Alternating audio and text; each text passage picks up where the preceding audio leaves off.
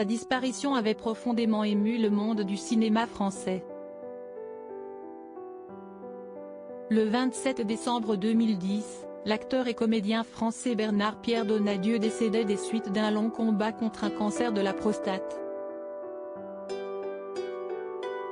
Un décès, à l'âge de 61 ans seulement, qui a mis fin à une belle carrière productive et complète de plus de 30 ans, faite de longs métrages au cinéma, de pièces de théâtre ainsi que de nombreuses apparitions dans le petit écran. Mais avant de laisser un grand vide auprès de ses proches et de la comédie française, Bernard-Pierre Donadieu a eu le temps de transmettre cette passion à l'une de ses filles, Ingrid Donadieu. Celle-ci l'a régulièrement accompagné sur les plateaux dans les années 1990. Après la séparation de ses parents, c'est d'ailleurs avec son père qu'elle a décidé de vivre, jusqu'à son décès. Après avoir suivi des cours d'art dramatique dans le but d'entamer une carrière d'actrice, elle a effectué ses premiers pas au théâtre dès 2005, dans la pièce Jamais facile de Jean-Claude Isler, mise en scène par Jean-Luc Moreau. Scène suivent quelques rôles au théâtre et des apparitions dans des seconds rôles au cinéma, comme dans le long-métrage Mauvaises herbes du comédien Keyron. Du théâtre à Avatar.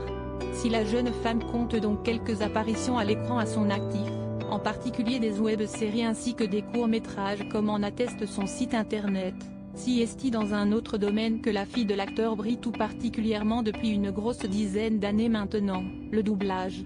En effet, Ingrid Donadieu est une voix bien connue des cinéphiles qui aiment regarder leurs films en version française.